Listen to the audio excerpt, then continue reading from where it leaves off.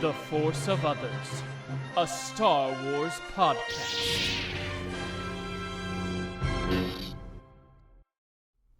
Hello there, and welcome to The Force of Others. I'm Zachary Owen Turner. I'm Matt Boitner, and today on The Force of Others, we're talking about Jedi Knights number 1. We have started our rewatch of Andor Season 1. We're going to talk about the first 3 episodes of that season.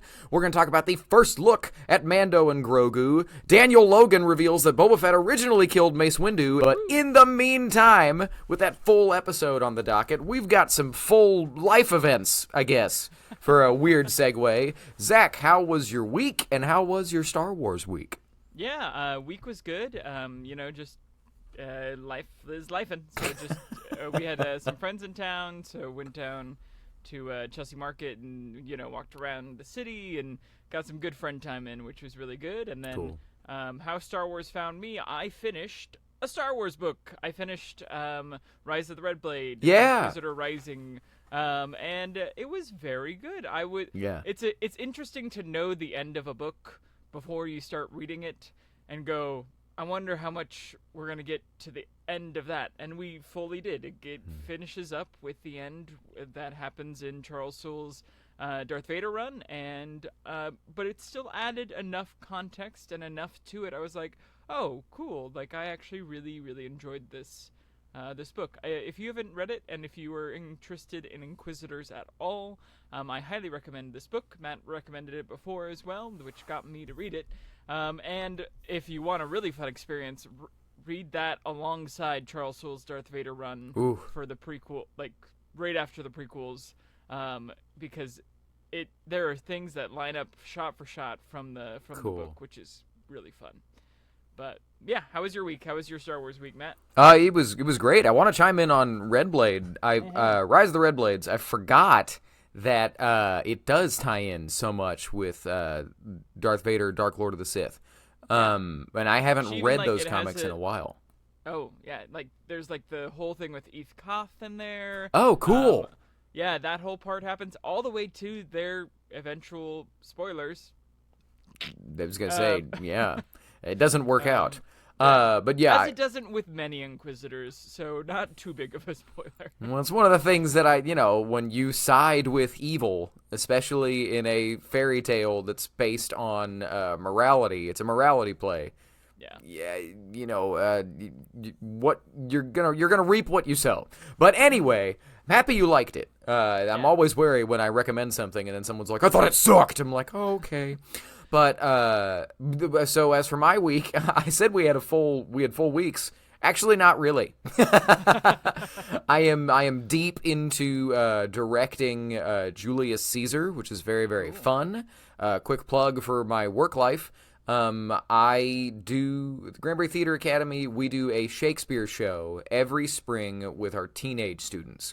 It is audition only. It is very, very difficult. One of the more time-consuming things that I do late fall is I pick what Shakespeare show we're going to do, and then I edit it down to where hopefully it's only about an hour. Sometimes I get it wrong, and Romeo and Juliet was an hour and a half with no intermission, and man, these people were over that. But Julius Caesar is very, very fun. It's very, very political and very, very schemy, and we're going to cover someone in blood. So, woo! But I'm deep into that. Are you going to change the line? Just a pitch for Star Wars. Yeah, sure. Costuming, robes and everything like normal, but whoever plays Brutus, get a wolf mask from Star Wars and then change it to A2 Brutus. A2 Brutus? Oh my gosh! A2 Brutus, and he growls. There's a Skeleton Crew reference for you. Nah, probably not gonna do that. But that's taken up a lot of my mental faculties right now. And as for how Star Wars found me this week, it was basically through prepping through this show. I still have not started reading Mask of Fear, which I think I showed off that I got last week, and I just, I've been busy. You did say it was going to take you a year. So. It takes me a long time to sit and read a book. I am a distance runner, and so I'll do audiobooks, but the problem is my mind starts bouncing around, and I forget 20 minutes have gone by, and I haven't, heard anything that's happened. But the way Star Wars found me this week, honestly, why I haven't started that book is I rewatched all 3 Andor episodes, the first 3, and I read our first story for today, Jedi Knights #1. Very have anticipated this comic greatly. I've been looking forward to it a lot. Written by Mark Guggenheim, and the art is by a name that I'm going to butcher, Madabek Muzabekov. If I got it wrong, I am so sorry. I'm just a dumb Texan. But I loved the art, I loved the writing, I loved the story. I don't really have it broken up into likes, dislikes, and discussion questions, but I'll give it over to Zach for his review before I give mine. Yeah, I forgot that this was coming out, and I saw it in the show notes that we put together, and I was like, I'm going to read this on the train home. Nice. And I really enjoyed this book. I did not really know what to expect with this book. Sorry, I'm pulling up my discussion questions. I really didn't know what to expect with it, because they were just like, it's going to be, before the prequels and Jedi, and Jedi, and that's basically all we really got. So the start of this, I was like, oh my gosh, this is going to be really fun. We got some really cool names. Something I love about this book is every time they would introduce a character, it would have the name and then a descriptor of them. So it would be like Qui-Gon Jinn, Maverick. And for a second, I was like, wait, is this other guy named Maverick? And then I was like, oh no, it is a descriptor of Qui-Gon. We don't have Tom Cruise sitting next to him. Yeah. Barem Kana, overconfident, recently knighted. Yeah, and then a couple, Sir Longa, calm under pressure, just like all these like really cool like, hey, this is like a tiny quick descriptor that you need. But I was also like, some of these people, they're dead. They're dead. Like, what? Like Mooncrest, gonna die. What? Like, why? Because as soon as I saw their name, I was like, we don't see them in the prequels. Mooncrest is dead. Like. Also, you gotta write in characters that you fall in love with, so that when they die, it becomes stakes. That's fair. That's fair. So I was like, all right, cool. This person dead. That's fair. That being said, it starts off with a conflict between 2 different worlds, which were the Vakura and the. Do you have the other name? Oh, Matt? I don't. I didn't write that down. It's the invasion of like Syrinx Prime is I think the name. So it's the Vakura and the Syrinx, maybe? Yeah. And so we get like Jedi fighting a war, which is kind of interesting, because you're like, okay, they're peacekeepers, but they're like fighting. And there's some really cool quotes throughout the thing, but basically it focuses on Qui-Gon and this new Jedi Knight trying to broker peace between these 2 worlds, while the Jedi High Council is on the other world, also trying to do the same thing, stop an invasion. Qui-Gon has just some like drop the mic quotes, because he's Qui-Gon. Suspicion is not knowledge, theories are not truth. Which I also liked, because I'm a huge Reacher fan, the TV show Reacher. Yeah, surprising. Cool. And he always says, in an investigation, assumptions kill. So I was like, that's a very Reacher quote. And then later on, the recently knighted Jedi steals his quote when talking to Yoda, and there's a panel of Qui-Gon looking at him like, you took my line, you jerk. But yeah, so basically they figure out that both sides are wrong in the conflict, and that one is sorry, we're going to do full spoilers for this. One is holding prisoners of war, and the other won't tell them why they're attacking, and so they decide that the best way to stop a war is like a fire to extinguish the oxygen, and the Jedi destroy ships and guns on different planets so that they can't wage war and force them to go into peace. Yeah. Which seemed a little odd to me. I don't know about you. I was like, interesting. We're just going to destroy things rather than like bring them to talks, which they tried, but yeah. We have some fun moments of a Jedi mind trick gone wrong on a not weak person. I love the Vakura design of these aliens. We'll try and pop some images. And at the end, the like kind of hooks. There's 2 hooks at the end. The first is that Qui-Gon and this new Jedi Knight get attacked by an assassin. And we figure out that the assassin is there for Qui-Gon Jinn. He had a tracker woven into his Jedi robes, which is very mysterious. Really cool design on the assassin too. Looks like a mixture of Mortal Kombat and Star Wars.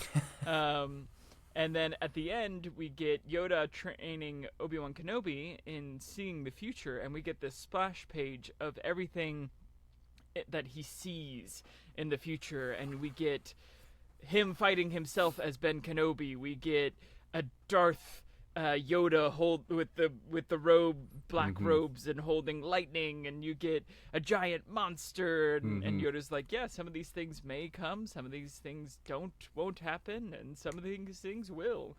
And so it just got me excited.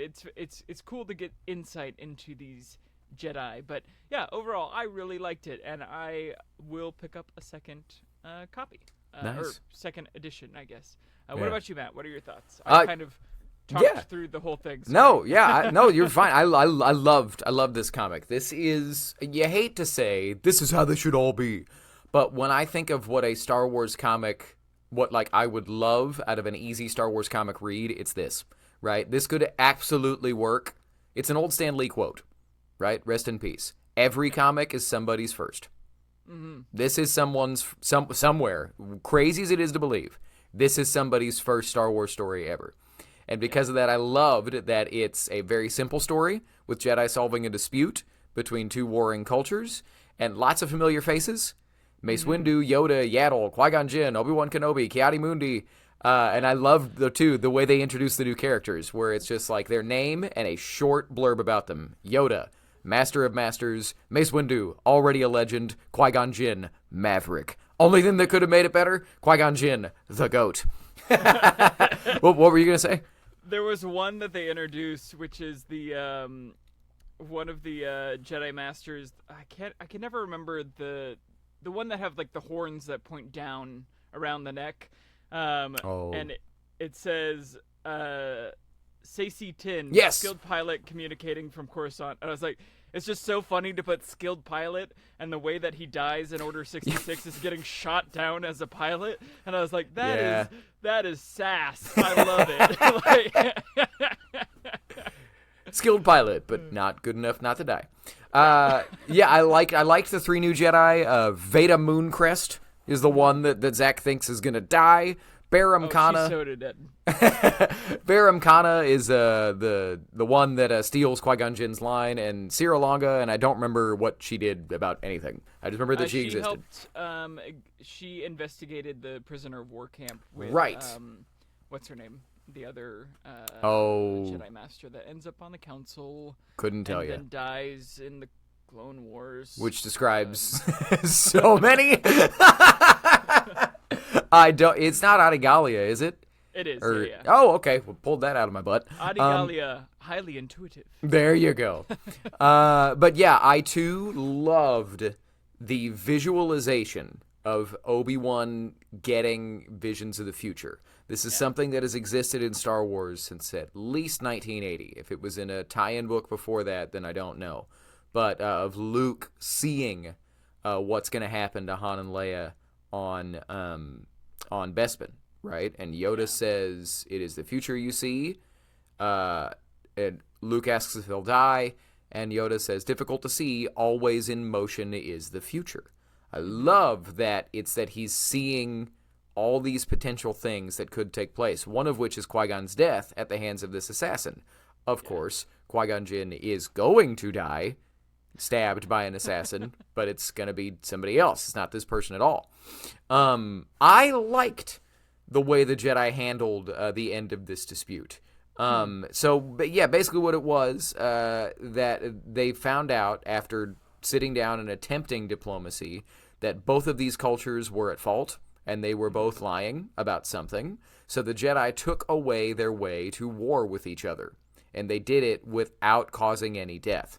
They sabotaged their ships, and then I forget what they did to the other one. They But blew basically, up an armory. yeah. They destroyed their weapons and then sabotaged the other culture's ability to have air superiority to force them to cohabitate. I liked that. It's a George Lucas quote that, according to Filoni, this was the first thing George told him when they sat down for Filoni to interview for the Clone Wars, is that George said, yes, Jedi are negotiators, but the way they would negotiate is they would walk into the room, set their lightsaber hilt down on the table, and then discuss. Just to make it clear, we can finish this if we want, but we're here to keep the peace first, right? So I liked that, and it's really cool the way they reveal to the readers that they're sabotaging them. Is a Yoda sitting down with one of the leaders, and I forget who the other master is, sitting down with another one. They're telling them, well, as you're proving to be just not cooperative.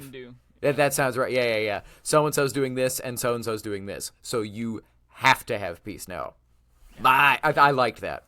But yeah, and the only other thing that we know for sure about this book, this ongoing comic, is that it's gonna, Mark Guggenheim, the writer, has said that it's gonna feature lots of different Jedi, those we know and those we don't. It's all leading up, it's all in the time period before Episode 1. And that they're going to be, every month, every issue is going to be a new story that's a solo standalone story. But it will tie into an overarching plot by a villain named Atha Prime, who will tell you more about who that is, unless you want to go into it right now. I was going to say we'd save it for later episodes.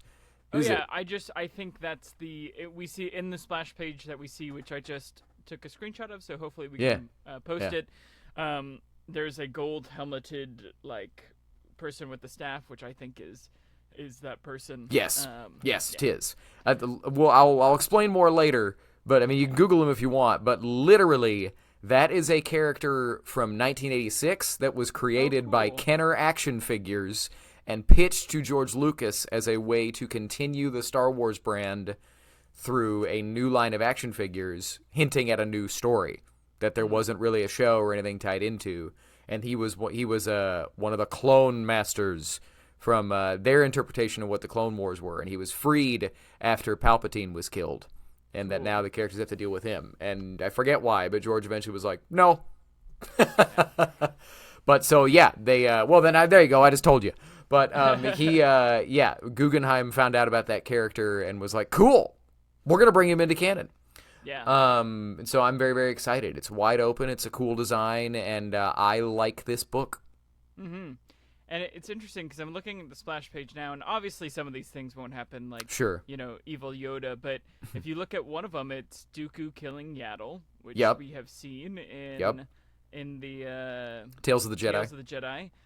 It's what looks like a Mandalorian with the sword. It looks like Jango Fett, so we might see that. Yeah. But I believe it also has Master Kelleran Beck, which is Ahmed Best's Jar Jar Binks actor, his Jedi character, because he's all about helping the younglings. Good call. I actually meant to talk about that because that was Ahmed Best tweeted about it. It was a surprise to him, and he was just like, he would talk about how excited it made him. That again, you want to talk about one of the best redemption stories, actual best redemption stories in Star Wars, because it's not fictional, it's real, that Ahmed Best can go from an actor that portrayed what was at the time one of the most hated characters in Jar Jar Binks to then gets to rescue Baby Yoda in Mandalorian Season 3, and it's actually his face. And that now that's a character that's going on to be in wider publishing. Makes me very, very happy. Mm-hmm. But yeah, man. And also, kind of like you said, who knows how much this will actually happen. But it's just, it's an opportunity for a Star Wars artist to just draw a bunch of wild stuff, whether or not they'll ever get there. It's like, who cares? This might show up, it might not, but we're going to make a bunch of crazy images. Also, that Yoda is going to be used for every screen grab of everything from Yoda turned evil. That's going to be an image that circles the internet for years to come. Yeah. But speaking of years to come, we have started rewatching Andor Season 1 in anticipation of Andor Season 2. Yep. those of you who have been listening know that this is Matt's not favorite show. Maybe least favorite Star Wars. We've had a lot of guests on the podcast, though, that it is their favorite show or one of their favorites. I'm kind of in the middle, but I rather enjoy this show. So without further ado, we have watched episodes 1, 2, and 3 of Season 1 again, and we're going to talk about them maybe just kind of as a chunk. I don't know if we want to break down each episode, but Matt, I'm going to let you intro your disclaimer, if you would like, or, defend yourself against the masses of Star Wars fans that will go, this is real Star Wars. That is what, I hate the word triggered, but that right there is what triggers me. But, so first want to give credit. This is episodes 1 through 3 of Andor Season 1, all directed by Toby Haynes and written by showrunner Tony Gilroy. The episode 1, Casa, episode 2, That Would Be Me, episode 3, Reckoning. So as Zach said, time to defend myself. I will be brief. At the end of the day, here on The Force of Others, biggest thing that I want to do is I want to be honest about our opinions and our feelings. All feelings are valid as long as they're respectful. But also, I try very, very, very, very hard to embrace what it is, what the show or the comic or the novel, embrace what it is, not what we wish it was. We can talk about what we wish it was or what we thought it was, but I want to dive into what it is and then discuss that in greater detail. But the nugget at the heart of why I personally bump up against this show is that I have trouble, it's obvious, but I have trouble reconciling this tone with the rest of the franchise because it is so intentionally different.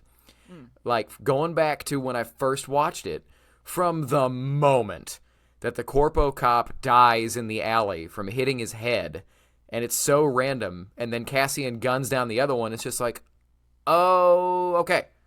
This is Star Wars, the depressing version. Right?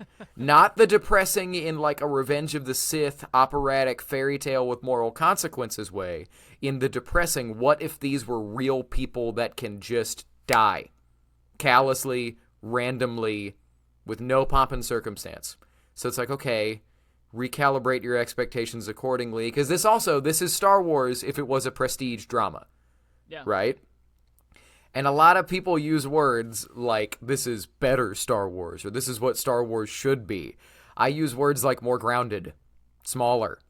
But also, again, it's that tone of, like, severely underpowered Star Wars, which is weird, because in a franchise where Luke Skywalker, Ezra, Rey, Han Solo, etc., all come from nowhere, they come from street level, and are running and gunning stormtroopers within a day, it hits me weird when people die so quickly and callously and randomly on this show. It's like, okay, would any character from any other iteration of this franchise just kind of mow everyone down on this show because I guess they're superpowered by comparison? And it's not just that I want more violence. It's that the tone is so, like, I almost kind of have to put on my Andor visor when I watch this show. Because I have seen people say, and I've had the conversations of, well, do you just not like that the Force isn't in it? I'm like, the Force was hardly in Bad Batch. I liked that show fine, and that show was very dark. That show dealt with, like, Crosshair's arc on that show was brutal and very dire and depressing at times when he saw how little the Empire cared for the lives of clones, right? There were a couple moments that were dark on that show. But it's just, I see no opera in this Andor. And I see opera in everything else in Star Wars. I get it. Star Wars for grown-ups. That's fine. And I'm happy that this exists.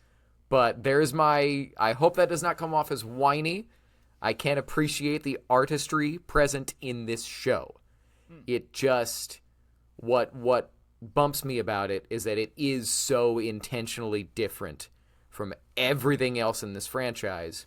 And then, of course, I get grumpy when so many people are like, this is what Star Wars should be.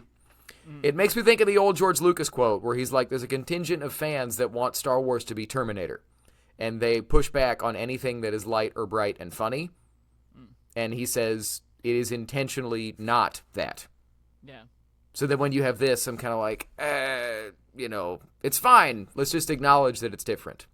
I think I kept it to 5 minutes, which is a win for me. So, Zach. Question for you then. Please. Do you feel that way about Rogue One as well? I do a little bit. Not as much, though, because it's Andor to me feels like if Star Wars was real, where we get to the and spoilers for Andor Season 1, if that's not obvious. Yeah. Watch episodes 1 through 3 if you haven't yet somehow, and then check this out. But when you get to Rick's Road, right, the finale of Andor Season 1, and people die, there's no music, there's no triumph, and then it just zooms in on their dead faces. In, like, nothing. It treats it as you're an objective observer of a real-life situation where when people die, it can be horrible, which I get. But then you get to Rogue One, and there's operatic swells as they all die to defeat the Empire and to start the rebellion, essentially. Yeah. And I know that that's like taking little moments because you do have triumphant things in the show. It's like what I said when we talked about our personal top 5 episodes of Star Wars live action, right? Yeah. My honorable mention was No Way Out from this show because something big happened. They all escaped the prison. Right? You don't know if they all made it out, but something big happened. The biggest thing outside of that takes place on Andor is a riot takes place in the street. Right? And it's like, I get that. This is a like below ground level look at the universe. It just feels so inconsequential compared to other like Jedi Knights #1. If that was to happen in the Andor universe, it would have been like 2 tribes fighting each other, and like they destroy their arrows and their swords. You know what I mean? We're just like, cool. Does that make any sense, or am I just rambling now? No, it is. I think no one disagrees that Andor is a tone shift for the franchise. Yeah. And it does treat it very seriously. It's almost like a Law and Order episode, especially that first one. Yeah. But that being said, it's I think that's why it's kind of fun. It's like, okay, cool. Like we can have multiple different things in Star Wars and branch out a little bit. And am I gonna let a kid watch this? No, which is probably maybe a down. Maybe that would probably be a dislike for me. Like I want to share all of Star Wars with the younger generation, but I still really enjoy it, and I think it introduces certain things that I really really enjoy. So let's get into it. My opening thoughts, I guess. The first 3 episodes, I forgot a lot of the show. It has been quite a bit of time, and I was like, oh, that's right. Okay, cool. I, rewatching it, found a lot more Easter eggs than I thought I would have. Oh yeah? In the show. For example, when they're in the like shipyard, the first ship on the very like foreground of the screen is the Ghost. Oh, it is? Yeah, it's just missing. I did not know this. It's missing the top like gunner turret, but the like look of it and the back of the like the jets and stuff like that. I was like, oh, holy crap, that's the Ghost. Yeah. And there's actually quite a few more aliens than I thought were in this show. I know that was a big dislike for a lot of people in the show. It's like, where are all the aliens? Why are there so many humans? Which the ratio is a lot of humans. But there was, especially when they're like in the like trader district, there's a ton of aliens in there. Sorry, I'm just gonna get out my notes. Boom. I will. Well, that'll get into dislikes. But yeah, there's also the dogs from Solo. When they're in that same thing. Yeah. The costumes, I think, are all really, really, really straight on. But before we get into all that, I think it's the more I watched these 3 episodes, the more I was like, oh, is this entire season exposition for what season 2 is going to be? Yeah. Which the answer, I think, is yes, and maybe we'll get our operatic swells in the second season, and this is all just introduction, exposition, but... When that is entirely true, and I'll say I would gladly eat my crow if that is what it is. I will own that I am a whiny fanboy. I will gladly. So, but yeah, opening thoughts. I remembered almost nothing. I am intentionally. I forgot to say this. Well, I think I did say embrace what it is as opposed to what I wish it was. And I did like these first 3 episodes more this time. I didn't love it. It's still, again, I've got my Andor visor on, right, where I'm looking through it with those tinted glasses. But there was more to like here than I remembered. I didn't hate it the first time. It's kind of like a roller coaster. The first time it's scary, the second time it's fun. Yeah. It's like, okay, now that I know what it is and I'm free of all expectations, because expectations are dangerous, I'm able to just kind of watch what's actually there. So, but did you do your likes already, or just your opening thoughts? No, I just did opening thoughts. All right, well, let's dive into your likes, dog. All right, likes. I like the characters in this show. I like the relationships in this show. I like Brasso and Marva and B2 Emo. I love B2 Emo.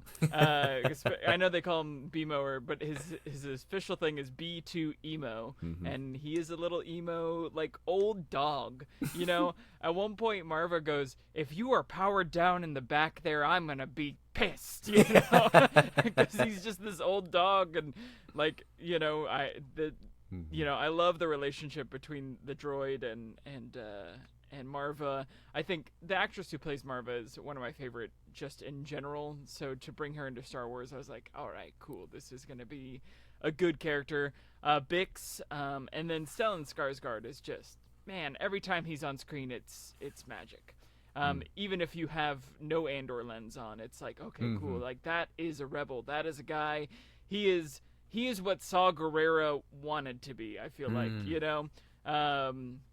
which maybe we'll see in season 2. I know he's in the show.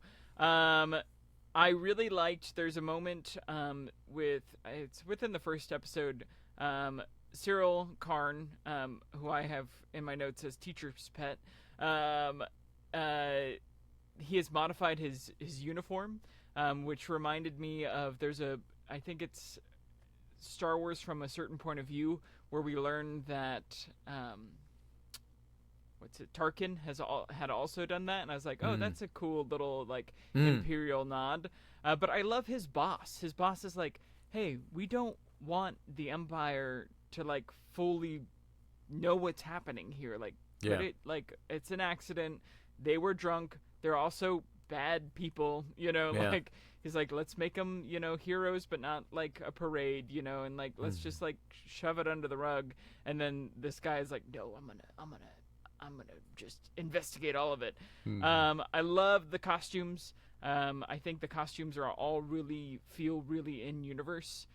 There's the ribbing on jackets. There's the different piping. The costume design I think is really great.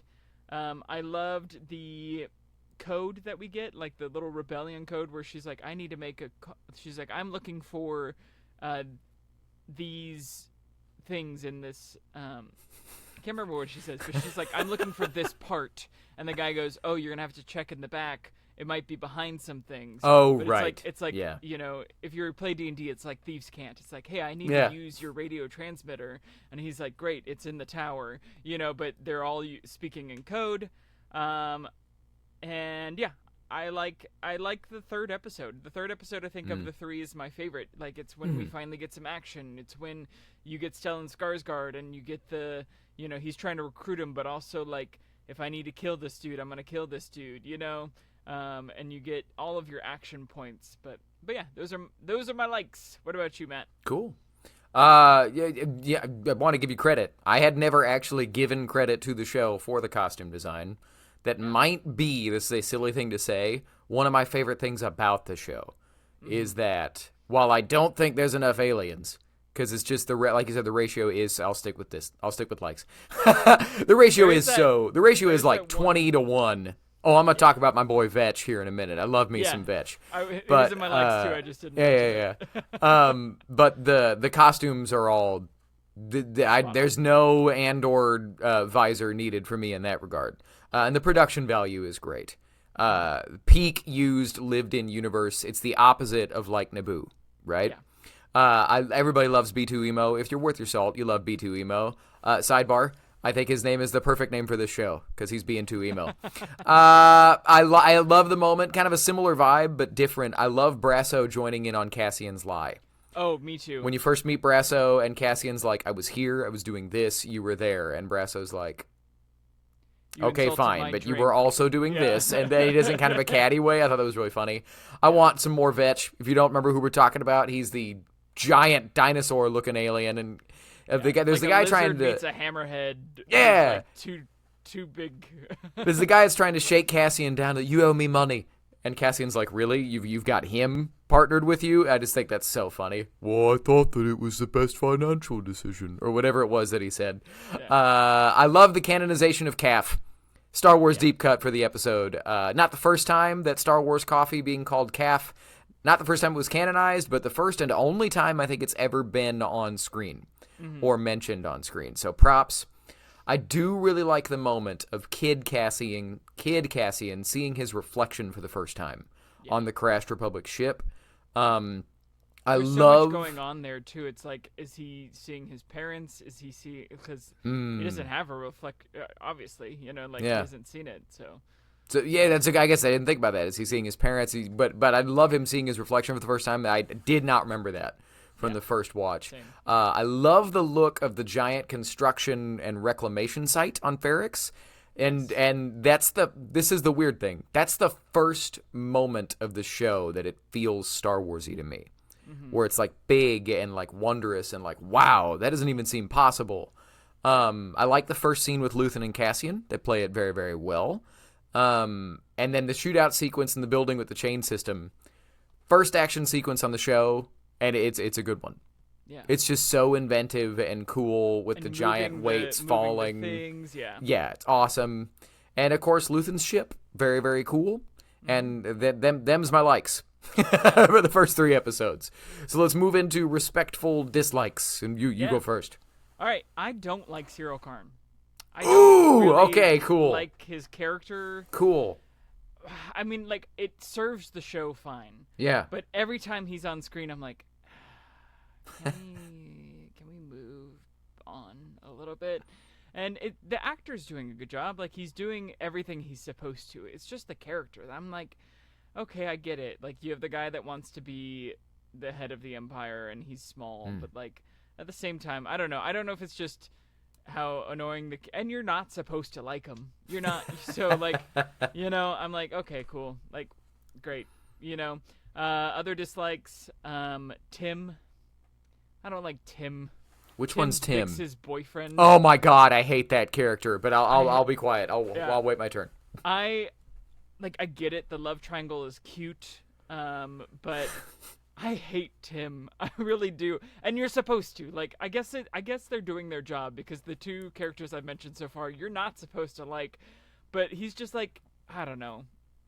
I just don't. I don't like Tim. I know we have Luke Skywalker, but like something about Tim seems so pedestrian and like human. I'm like, Tim, and I watch with subtitles. Tim has 2 M's, so he is. So I guess that redeems it. But yeah, I don't. And again, the actor's doing a great job. I will say, like, the actors are doing their jobs that they're supposed to. No one on here is like, ooh, that actor? Why'd you choose him or her or them? It's like, why? None of that. I think everybody is doing their jobs correctly. I just think that the characters, I'm like, oh, I really just like, why are we focusing so much on this relationship with Tim? And then every time Cyril Karn's, I'm like, okay, cool. Can we just move it? Can we just move the story along a little bit? Like, I get the premise, but I don't need so much time with this character. I need more time with Cassian and like, and Brasso. Like, give me more Brasso every single time that Cyril Karn's on there. Like, Yeah. And then my other one is where are the aliens? Yeah. I know I defended it a little bit, but come on. When we see all of the workers going in to pick up their gloves, great moment. There is one alien, I think, in that entire thing, and it's one of the I think it's like a Nikto or something like that, but like basically a human that doesn't have features and a couple of lines on a mask, But I'm like, come on, give me some Ithorians, give me a Greedo in there, give me like you don't have to do a ton, but like give me more than one. Yeah. But yeah. And then last dislike is the tone is a little different. It is, and I feel like these episodes feel long. Like when you're watching it, you're like, okay, cool, another character moment. Oh, great, another character moment that's very similar to the last character moment. Let's I don't know. I just wanted more action. Which is why I like the third episode. The third episode moves, It's like, cool, we're moving, things are happening. But I feel like you could have taken all three of these episodes and dialed them down into one. So that's my dislike. Well, and I would argue, and again, all these things they're doing are intentional. But I would argue that what's weird about this show for me is that any other Star Wars really property would do what you just said. These 3 episodes would be one, right? And I think that, like, while I'm all for a show that moves slowly, because people forget Ahsoka moves pretty slowly in the first 2 episodes. So does A New Hope. And I think part of that one is we underestimate how low budget that movie was, and that it was 1977. Yeah. Right? The movies were different because that movie was. My dad talks about how he was a kid at the time, but he was talking about how that was the fastest movie he'd ever seen. Oh, really? Right? Yeah. That it was breakneck pace compared to the time, which you can see when you watch other late 70s movies. You're like, wow, yeah, Star Wars must have felt crazy. But anyway, my dislikes. This is the first one that still kind of rubs me the wrong way. Why establish that he's looking for his sister, and unless I'm forgetting something, never bring it up again in the entire season. Not once. Because he is desperately invested in that, and I don't think they ever even bring it up again. It's weird. That is a weird choice to me. It feels like them doing a kind of a Rian Johnson subvert expectations. We're going to set up a traditional Star Wars-y adventure story looking for family, but then not do that because this ain't your daddy's Star Wars. It's like, okay, but why? It seems weird. Me Too. Bix's jealous boyfriend, I didn't even remember his name. I just think, honestly, Some call him Tim. Others call him Tim, because there's 2 M's. It's just, the biggest thing is it is lame and uninspired to me. It is so lame to have the reason that Cassian gets found, that there's this stupid, whiny, jealous boyfriend. Like, you could have had Cassian make a mistake and have a character moment where maybe he takes care of Marfa a little too much early in the show, and that gets him found out. Or he's too reckless in some way, and that gets him caught. And not just, her sad boyfriend gets sad, and that's just... And then his death, he charges people slowly that have guns. What did you think was going to happen? It doesn't strike me as heroic or meaningful in any way. It's just kind of, I laughed the first time I saw it and this time. It's like, what did you think was going to happen? Maybe that makes me a bad person, but I just, when he dies, I'm also like, good. Like, great. This is a dumb story thing on an otherwise very, very well written show. I will give it credit. Another weird kind of story moment that I still don't really like. The rock music at the end of episode 2. It's just drums. But because of the emphasis on the grounded real life human feel here, that music gets queued up when the random talkative guy to Luthen is like, well, you know what they say. If you can't find anything worth finding here, you're not going to find it. And we're getting a close-up on Cassian with rock music. But because this show is so grounded, the only thing we've seen Cassian do is accidentally murder someone and choose to murder someone else in a completely unremarkable way. So why are we acting like he's a superhero that Luthen's going to be happy to find? I don't get that at all. I know that we know who he is because we've seen Rogue One, but you have no reason to think that he's special in this moment at all. Maybe not in episode 2. In episode 3, you realize that he's stolen this like super important thing, and he does have that great moment where he goes, they don't expect me to steal this from them. Well, and that was until you find out that he stole the Starpath unit in the next episode, but we don't know that yet. Mm-hmm. So it just it doesn't. I just don't like it. I just think it's odd. It's like, why? Who cares? What? So them's our dislikes. I did not have as many as you might have thought that I would. Yeah. I tried to keep it to just storytelling things that I just personally, actually all of those are storytelling things that I don't think worked. Yeah. For me. So moving into discussion questions and discussion points, what do you got? I've got 3 or 4. Yeah, I have one silly one and a couple of serious ones. So I'm gonna Cool. go with the silly one first. Cool. We see Tim drinking blue liquor. Why is it always blue? Why are Star Wars liquids just always blue? That's just probably one of those things because it's not something we have on real life. Yeah, no, I thought it was funny. Which is also a good Easter egg, Yeah. But yeah, do you think you brought it up earlier? Do you think we're gonna see Cassian's sister in season 2? I don't know. There's an element of it wouldn't surprise me if it's never brought up again because I just don't think that's what this show is. Yeah. I hope that we do so that something comes of that. I hope it's not something where it's like, nah, Bix is his sister. No, there's no way. I don't think so either. But although that would be so Star Wars. That would be very Star Wars. But I truly have no idea. I have no speculation. Sorry. We mentioned it earlier, but why are junk planets so Star Wars? We see it in Jedi Fallen Order. We see it in Bad Batch. Here, there's something about a junk planet like taking apart giant like ships that is so Star Wars to me. So I thought we'd discuss that. Yeah, I think it's a simple one. It's a way to ground your show in something that we all understand because we've all seen giant construction sites, but make it larger than life because they're not building an apartment building or a bridge. They're building a giant spaceship. And then also it's the used universe, right? Yeah. Like Star Trek spaceship construction until the JJ movies pretty much always happens in space in a way that it's like, wow, that's amazing. But in Star Wars, it happens on the ground, So, or taking them apart on the ground. Yeah.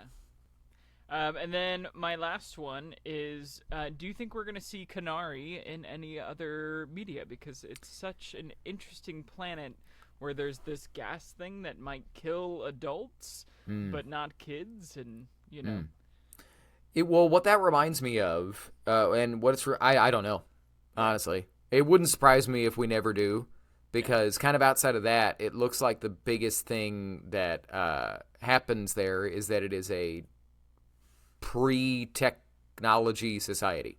Yeah. Right? But what it reminds me of is a story from I keep mentioning these books, but the original Thrawn novels, the Heir to the Empire trilogy, where the Nogri, they are a race of basically like super assassins that they are loyal to the Empire because a ship crashed on their planet during the Clone Wars and poisoned it. And it's a whole thing where they believe that Vader saved them, and really it was that he was keeping the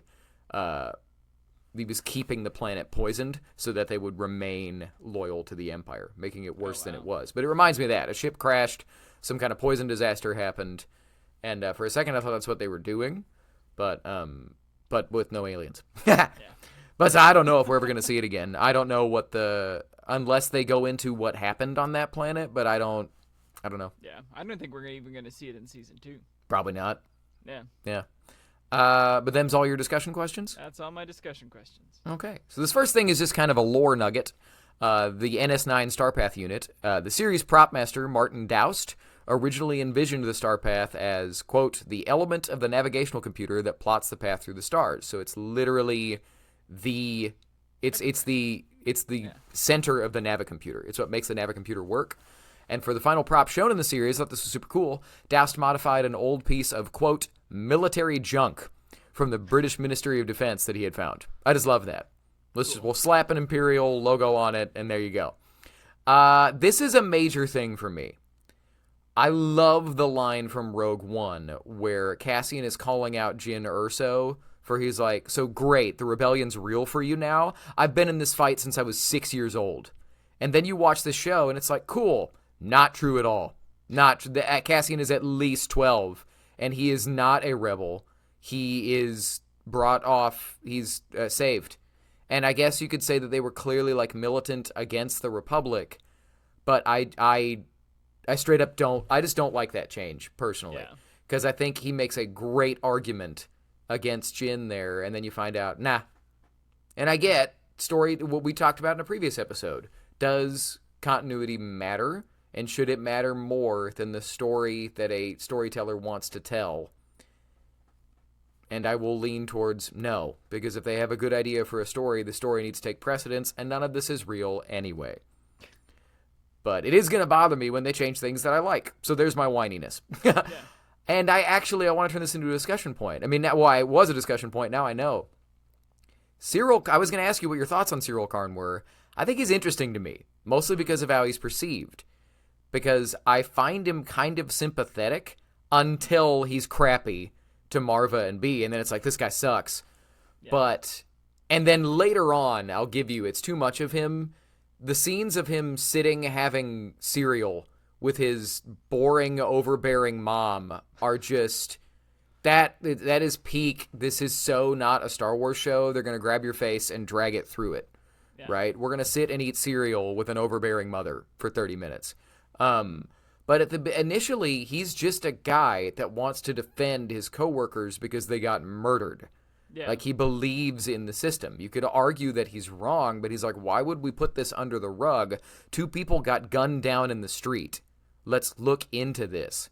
Yeah. If we don't protect our people, what are we doing, right? Yeah, but he is also crappy to everyone along the way. But initially, I think it's because they're not taking it seriously and 2 people got killed. Yeah. And yes, I get that we are in a climate now and then where every single authority figure, especially police, are vilified.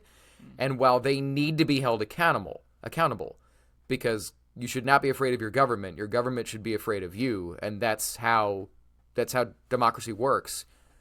But someone standing up for protecting people should not be vilified. What made me very uncomfortable with the show was from moment 1, everybody online hated him and thought he was cringy and stuff. And I was like, he's defending people that got murdered. I get that that's what this show is. This show is finding the gray areas.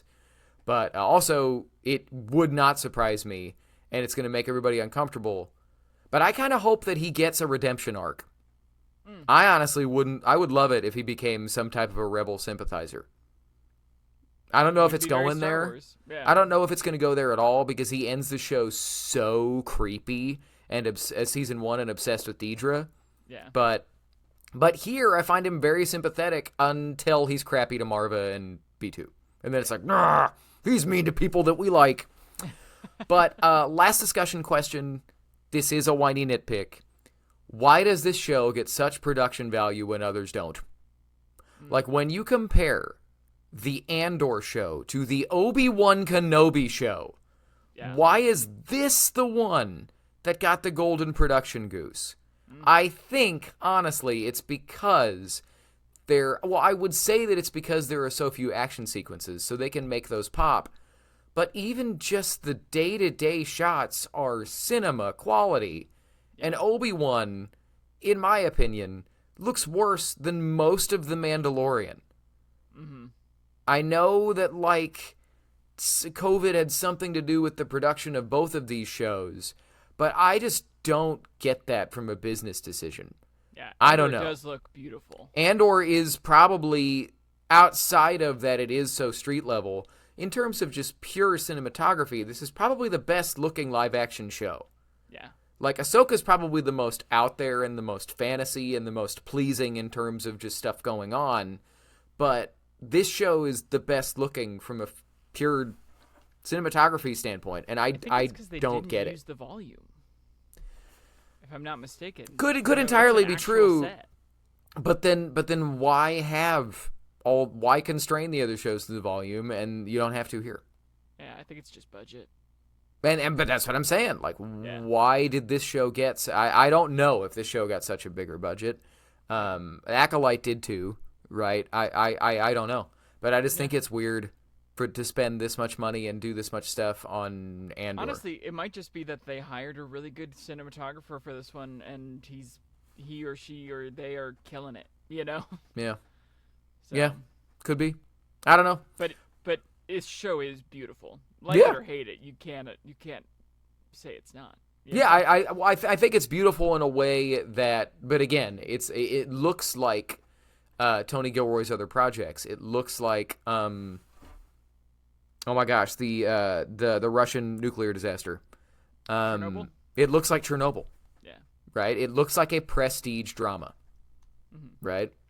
And maybe that's why. That might be easier to accomplish than fantasy images. But closing thoughts for episodes 1 through 3 of Andor. Yeah, closing thoughts. This could have been one episode. But, great relationships. Yeah. Even of the characters that I don't like, still got good character development and, everything tracks. This is a well-written show, like it or hate it. It might be totally different. It is well written. Yeah.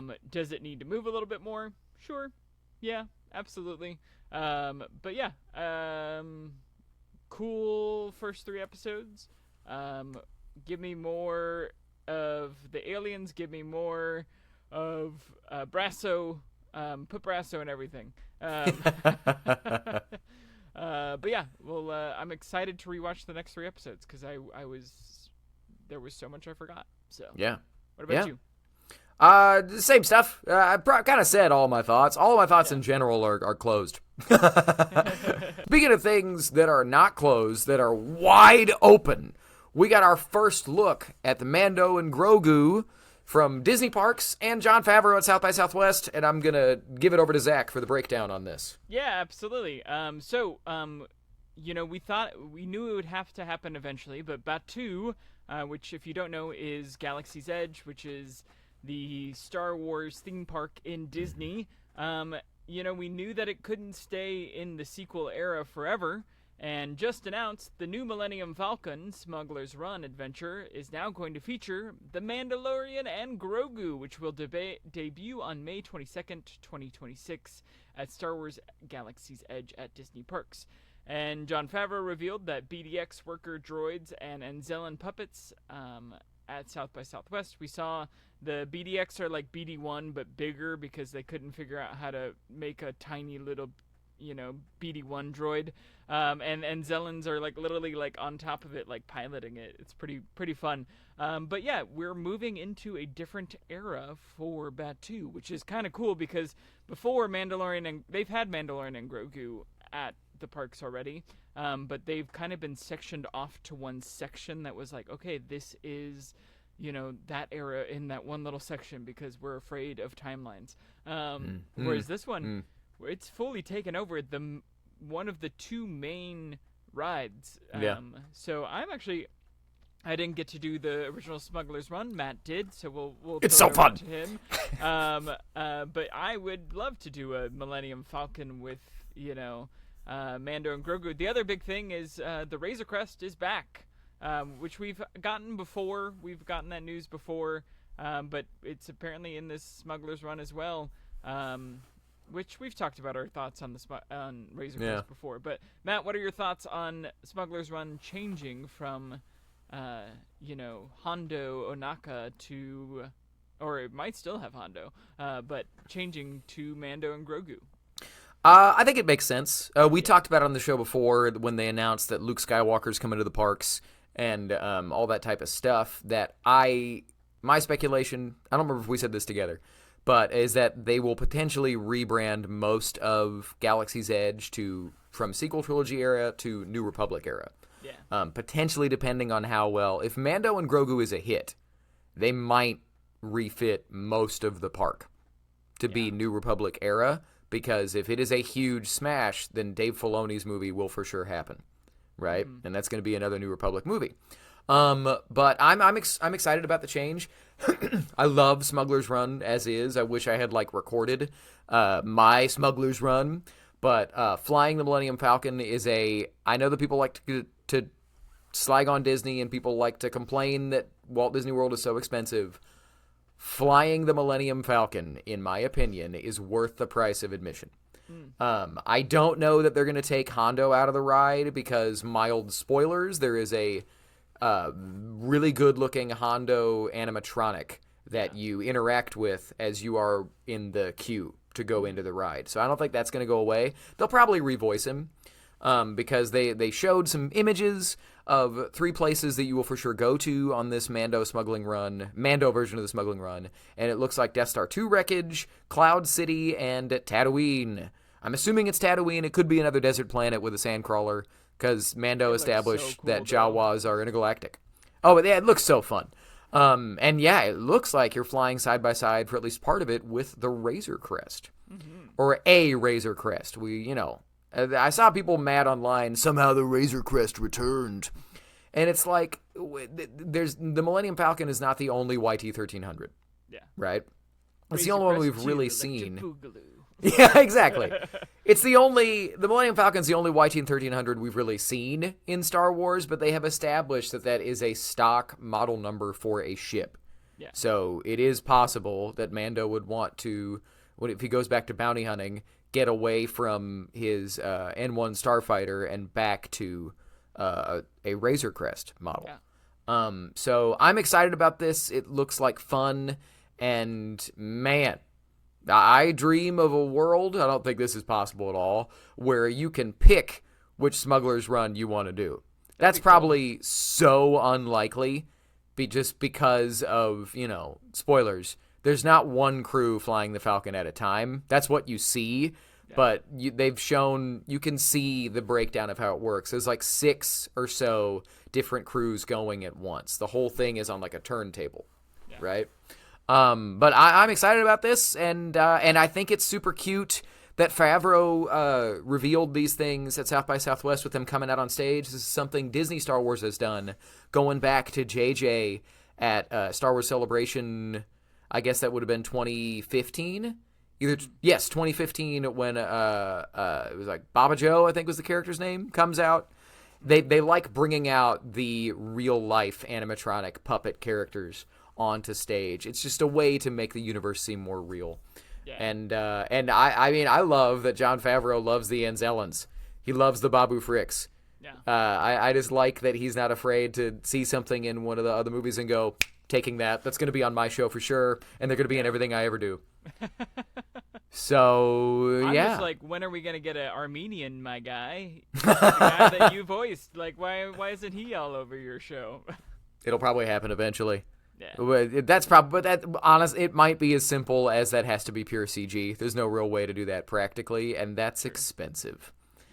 Yeah. Okay. So we did it. There is episode 31 of The Force of Others. Zach, let the people know where they can find you and what all you have going on in your life. Yeah, well, first of all, we want to just say thank you to Daniel Logan, who was going to be on the podcast, but we don't have time. No, I know we announced that we were going to do some things at the top of the episode. We ran out of time, but they will happen eventually.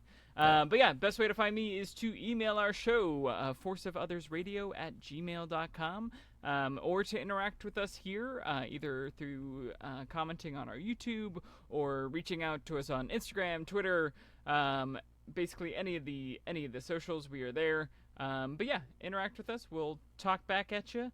We'll have some fun discussions and maybe even have you on the show. Matt, where can they find you? Yeah. Matt Boitner on Instagram, Facebook, and Twitter sometimes, but I've talked about it on the show before. You can interact with me on our Twitter at Force of Others. I might get around to joining Blue Sky, but I'm old and more than one social media is hard for my small brain. Like Zach said, forceofothersradio at gmail.com is a great way to get in touch with the show. And outside of that, just keep loving Star Wars, same as us. Let me know if you vehemently disagree with my Andor takes. It's just opinions. I want to hear your opinions. We both do. I'm excited that we are able to have discussion between the two of us and that we feel so differently. But this show is the Force of Others, not the Force of Us. I'll let you know right now. Big things coming on the show. We do have our first interview, not of us, coming next week on the show. And that is going to be with my wife, Jenny Germain. You want to talk about a different perspective? Star Wars is my thing, and she is okay with it. But we're going to get her thoughts. I am going to take her through the Ridiculous Rathtar Trivia Challenge, and she has already said that she's going to take me through, we don't have a name for it yet, but a Harry Potter Trivia Challenge, which, similar, is not my favorite, as Star Wars is not hers. Because but without... Harry Potter is just Star Wars redone. Ooh, sorry. Shots fired! Shots fired! Well, but to fire shots similarly across the bow, I think I like Harry Potter more than Lord of the Rings. But there it is. Without further ado. Sorry, man. No! Too much editing. And remember, the Force of Others will be with you. Always. Lord of the Rings rocks. The Force of Others, a Star Wars podcast.